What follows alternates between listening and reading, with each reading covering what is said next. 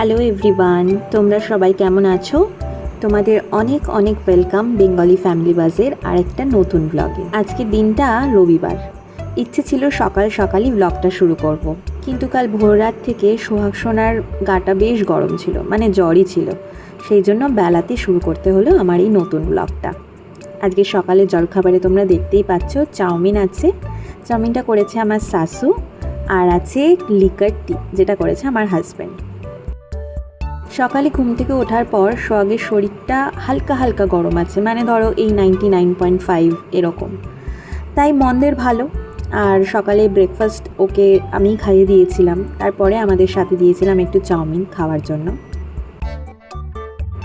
আর আমার হাজব্যান্ড নিয়ে এসছে বাজার থেকে এত বড় বড় কই মাছ আর মাছের লেজা। বাজার থেকে যে ও কেন এত বড় বড় মাছ আনে ওই জানে। এনে আমাকে ফোনে বলবে একটা তোমার সাইজের মাছ এনেছি আর একটা আমার সাইজের মাছ এনেছি। বলো তো এত বড় বড় কই মাছ কেউ আনে? এগুলো হাইব্রিড হয় না? সে আর তাকে কে বোঝাবে। এদিকে আমাদের চেরি ল্যাদ খেয়ে ঘুমাচ্ছে, আর সোহাগ সোনা যে এত দুরন্ত, এত দুষ্টুমি করে, সে চুপচাপ শুয়ে শুয়ে জল খাচ্ছে আর টিভি দেখছে।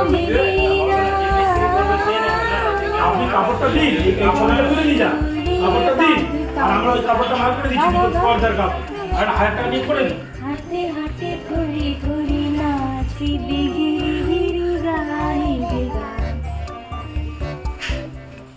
ভালো ক্লাপ করো, ক্লাপ।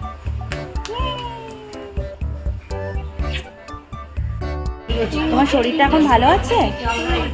এদিকে বলে দাও তোমার জানলা শরীরটা দুটো দিয়ে দিলে হবে, এখানে দুটো লাগিয়ে দেবো। ভালো? পর্দা লাগাতে হবে। জ্বর নেই তো?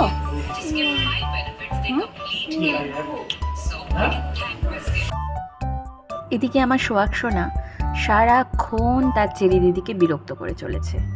এক দণ্ডও তাকে তিষ্ঠতে দেয় না। ও যেদিকেই যাবে সোহাগ সোনা তার পেছনে পেছনে গিয়ে তার পেছনে লাগবে। আর আমাদের চেরি এত ভদ্র স্বভাবের, আর ওর এত ধৈর্য, কখনো বিরক্ত হয় না।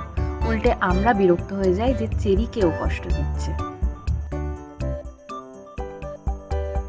চেরিকে ছেড়ে দাও না, দেখো কিরাম বিরক্ত হচ্ছে।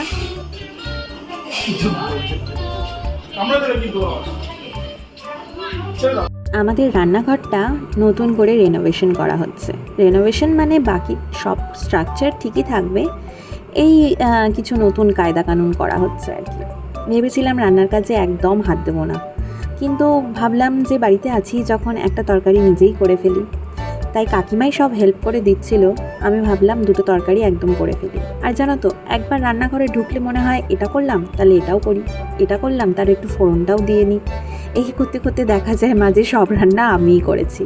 যাক গিয়ে রান্না করতে কষ্ট হয় না, কারণ কাকিমা অনেক অনেক হেল্প করে দেয়। জাস্ট খুন্তিটাই আমাকে নাড়াতে হয়।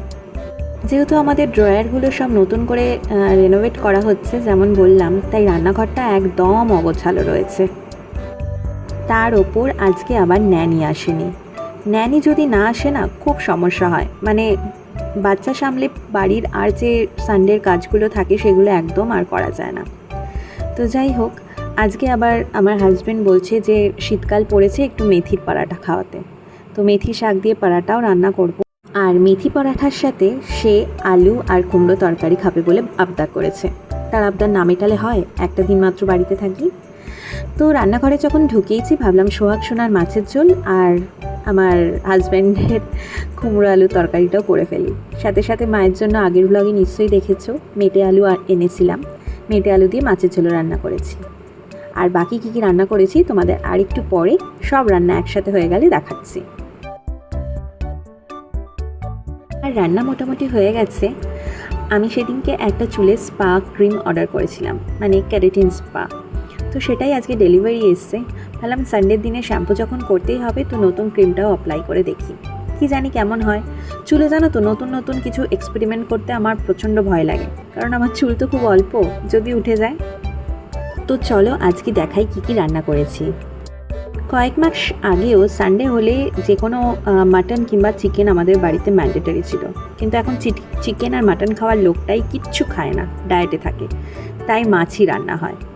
তো উচ্ছে ভাজা, লোটে মাছের ঝুড়ি, মেটে আলু দিয়ে মাছের ঝোল, কুমড়ো আলুর তরকারি, আর আমাদের এবেলার জন্য করেছি ফুলকপি আলু দিয়ে কই মাছ, আর সোহাগ সোনার জন্য রেখেছি মাছ ভাজা, ওকে ঘি আর মাছ ভাজা দিয়ে খাওয়াবো। এদিকে তাড়াতাড়ি আমি স্নান করে নিয়েছিলাম, কারণ যেহেতু সকাল থেকে যেমন ও ফলের রস খায়, ডিম খায়, আজকে সেরকম কিচ্ছু খায়নি, তাই তাড়াতাড়ি ওকে লাঞ্চটা করিয়ে দেবো বলে তাই তাড়াতাড়ি ঝটপট মাথায় শ্যাম্পু দিয়ে স্নান করে এসে আগে ওকে আমি খাবারটা খাইয়ে দিচ্ছিলাম। ও ঘি আর মাছ ভাজার সাথে ওকে একটা আলু সেদ্ধও দেবো। আলু সেদ্ধ দিয়ে ঘি খেতে ও মানে ঘি দিয়ে ভাত খেতে ও কিন্তু বেশ পছন্দ করে।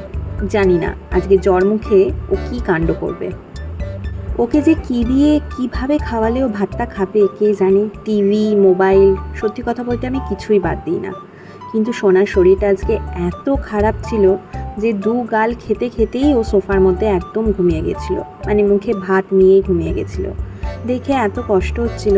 যাকে রোজ দিন তো সমান যায় না। এখন আমরা যাচ্ছি আমার ননদের বেবি হয়েছে, বেবি দেখতে। তো এখন আমরা যাচ্ছি আমরি পুকুরদপুর। দাঁড়াও না, এত হর্ন দিচ্ছ না। আমরি পুকুরদপুর। তো আমার হাজব্যান্ড বলছে 10 মিনিটে আমরি পুকুরদপুর পৌঁছে দেবে। ওর সাথে আমার একটা মানে বাজি লড়া হয়েছে, ও যদি 10 মিনিটে পৌঁছে দেয় তাহলে আমি হেরে যাবো, আর যদি 10 মিনিটে পৌঁছতে না পারে তাহলে ও আমাকে 500 রুপিস দেবে হেরে গিয়ে। তো এখন আমরা যেটা শুরু করেছি এটা হচ্ছে 355-এ জার্নিটা শুরু করেছি, ঠিক আছে? তো দেখি কখন পৌঁছাতে পারি। তো আমরা পৌঁছে গেছি, মানে জীবনে ফার্স্ট টাইম স্কুটিটাকে স্কুটির মতো করে চালাইনি, স্কুটিটাকে হেলিকপ্টার করে চালিয়েছে। মানে এত জোরে আমি স্কুটি কোনোদিন ও চালাইনি অন্তত। তো এনিওয়েজ আমরা 3:55-তে শুরু করেছিলাম, আমরা 4:05-এ দূর থেকে দেখতে পেয়েছি, 4:06-এ পৌঁছে গেছি, ঠিক আছে? তো না আমি জিতেছি না ও জিতেছে। ও 500 টাকার কিছু তো দেবে তুমি আমাকে, হ্যাঁ? কি গো এখন আমাকে কি দেবে না দেবে আমি পরে জানাচ্ছি সেটা। আমার শরীরটা কেমন আছে বাবা? শরীরটা কেমন আছে? শরীর ভালো আছে? সোহাগরাজ কি কেমন আছে শরীর? রান্নাবান্না আমি সব কিছু মোটামুটি করতে পারলেও রুটি বেলাতে আমি কিন্তু প্রচণ্ড উইক। মানে আমার রুটি কোনো দিন গোল হয় না। সে যে কি অদ্ভুত শেপের হয় সেটা আমার সার্ভ করতেও লজ্জা লাগে। যাই হোক, আজকে ও মেথি পরাঠা খেতে চেয়েছে, তো আমি ট্রাই করছি, যেমনই হোক আশা করি ওর ভালোই লাগবে খেতে। তো মেথি পরাঠার সাথে যেমন বলেছিলাম আজকে আছে কুমড়ো আলুর তরকারি। খুব ইজি প্রসেস। মেথি পরাঠাটাও আমি ইন্ডিভিজুয়াল একটা শর্টসে দেখাবো, তো তোমাদের যদি ভালো লাগে এই শীতে অবশ্যই ট্রাই করো।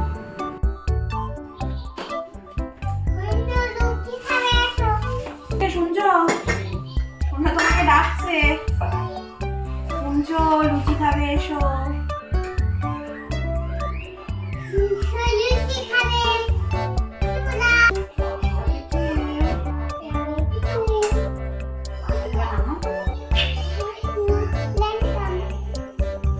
বাবা খাচ্ছে দেখে নি। আমরা যেহেতু খুব তাড়াতাড়ি ডিনার করে নিই, তাই আজকেও তার অন্যথা হয়নি, তাড়াতাড়ি বেশ ডিনার করে নিয়েছি। যেহেতু সোহাগ সোনার শরীরটা ভালো নেই, তাই জন্য ওকেও তাড়াতাড়ি খাইয়ে দিয়েছিলাম। চলো এভাবেই আজকের ব্লগটা শেষ করছি। ভিডিওটা তোমাদের কেমন লাগলো অবশ্যই আমাকে কমেন্টে জানিও। ভালো থেকো, সুস্থ থেকো, খুব সাবধানে থেকো। দেখা হবে খুব তাড়াতাড়ি।